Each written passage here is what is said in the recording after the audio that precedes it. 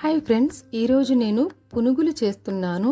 Road side and చిన్న చిన్న గల్లీల్లో వేసే పునుగులు అంటే అందరికీ చాలా ఇష్టం అండి. ఇష్టంగా తింటారు. అయితే ఈ పునుగులు మనం ఇంట్లోనే చాలా ఈజీగా చేసుకోవచ్చు. చాలా టేస్టీగా, పైన క్రిస్పీగా, లోపల స్మూత్గా ఎంతో బాగుంటాయి.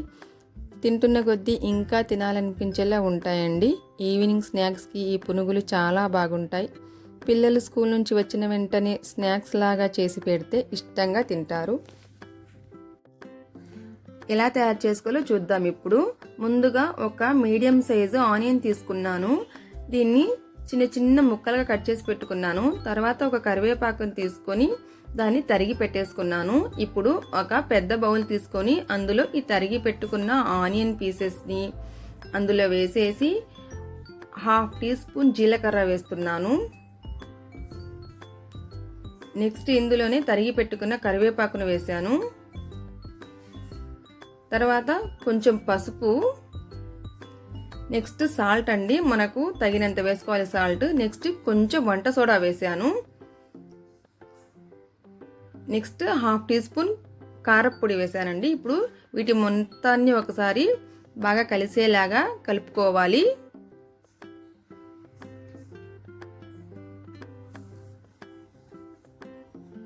ఇప్పుడు ఇందులో దోశ పిండి ఉంటుంది కదండి, మనం ఇంట్లో దోశలకని వేసి పెట్టుకునే పిండి, ఆ పిండిని వేసి కలుపుతున్నాను. దాదాపుగా ఒక 4 గరిటెలు వేసానండి దోశ పిండి.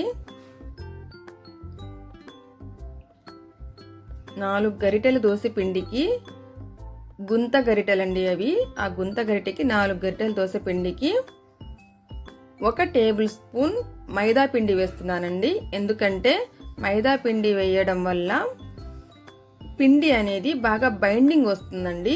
మీకు పునుగులు అనేవి బాగా షేప్లో వస్తాయి. అంతేకాకుండా ఆయిల్ ఎక్కువగా పీల్చకుండా ఉంటుంది. ఒట్టి దోశ పిండితోనే వేస్తే ఆయిల్ బాగా పీల్చేస్తుందండి. కాబట్టి మైదా పిండి వేస్తే ఆయిల్ తక్కువగా పీలుస్తుంది. కాబట్టి మైదా పిండి వేసి కలిపేశాను. చూడండి, ఈ కన్సిస్టెన్సీలో కలిపాను. చూడండి, జారులాగా ఉండకూడదు, పిండి డ్రాప్స్ లాగా పడాలి. చూడండి, ఇలా పైనుంచి వేసినప్పుడు, ఆయిల్లో వేసినప్పుడు రౌండ్ షేప్లో రావాలండి. ఇప్పుడు ఆయిల్ హీట్ అవుతుంది. అంతలోపు మనము ఉల్లిగడ్డ కారం తయారు చేసుకుందాము. 2 పెద్ద సైజు ఉల్లిగడ్డలను తీసుకున్నాను.